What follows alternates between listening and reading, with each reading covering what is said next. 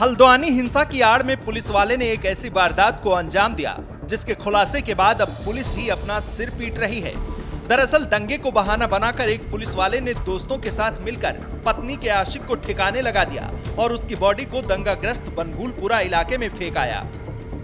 दरअसल बिहार का ये वही युवक था जिसे लेकर कहा जा रहा था कि नौकरी के लिए हल्द्वानी आया था और दंगे में मारा गया। पुलिस ने उसके शव का पोस्टमार्टम कराया तो पता चला कि युवक को 3 गोलियां लगी हैं। शुरुआत में ये कारस्तानी दंगाइयों की लगी, लेकिन जब गहन जांच हुई तो चौंकाने वाली जानकारियां सामने आने लगी।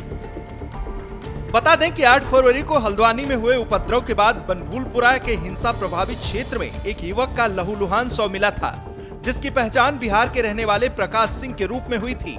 पहले यही माना जा रहा था कि प्रकाश की मौत हिंसा के दौरान हुई, लेकिन जब आगे की जांच हुई तो खुलासा हुआ कि प्रकाश की मौत हिंसा के दौरान नहीं हुई थी, बल्कि सोची समझी साजिश के तहत उसकी हत्या की गई थी। इस वारदात को किसी और ने नहीं बल्कि उत्तराखंड पुलिस के कांस्टेबल वीरेंद्र सिंह और उसके 4 साथियों ने ही अंजाम दिया था। आरोपियों ने बड़ी ही चालाकी से प्रकाश सिंह को मौत के घाट उतारा और फिर शव को ठिकाने लगाने के लिए हिंसा प्रभावित क्षेत्र में लाकर फेंक दिया, ताकि किसी को उन पर शक न हो और इस हत्याकांड के राज दंगों की कब्र में दफन किए जा सकें। ये हल्द्वानी में उस दिन किसी से मिलने आया था। बाकी ज़्यादा सर्विलांस करने पर यह पता लगा कि ये सितारगंज में किसी व्यक्ति के संपर्क में था और उस व्यक्ति ने इसको हल्द्वानी बुलाया। हल्द्वानी बुलाने के बाद में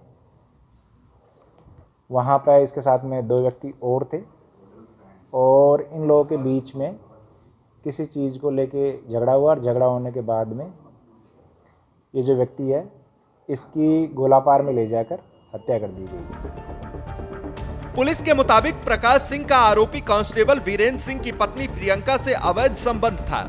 आरोप है कि प्रकाश सिंह कांस्टेबल की पत्नी की वीडियो बनाकर उन्हें पैसों के लिए ब्लैकमेल कर रहा था। प्रकाश की इन्हीं धमकियों से तंग आकर कांस्टेबल और उसकी पत्नी ने प्रकाश को मौत के घाट उतारने का फैसला कर लिया। बस इंतजार था उस माकूल मौके का जब प्रकाश रास्ते से भी हट जाए और गुनाहों के दाग भी खुद के दामन पर न आए। हल्द्वानी के बनभूलपुरा में 8 फरवरी को हुए दंगे ने कांस्टेबल और उसकी पत्नी को इस वारदात को अंजाम देने का सही मौका दे दिया। पुलिस के मुताबिक कांस्टेबल और उसकी पत्नी ने प्रकाश सिंह को फोन कर गौलापार में अपने पास बुलाया और फिर उसे गोलियों से छलनी कर दिया। इस सारे घटनाक्रम में एक हत्या करने वाला जो अभियुक्त है, उनमें से एक जो अभियुक्त है वो पुलिस का सिपाही है और जो ये अभियुक्त मृतक है इसका और जो पुलिस के सिपाही है जो अभियुक्त है उसकी पत्नी के संबंध होने के कारण और मृतक द्वारा जो सिपाही है उसकी पत्नी को वीडियो बनाकर ब्लैकमेल करने के मामले में वो उससे नाराज़ था। उसने अपनी बीवी से फ़ोन करवाकर उसको यहाँ बुलवाया, मिले, उसको किसी बहाने से अपने साथ में तैयार किया और गोलापार में ले जाकर उसकी गोली मारकर हत्या कर दी। पुलिस के मुताबिक प्रकाश को अवैध हथियार से सिर में 3 गोलियां मारी गई।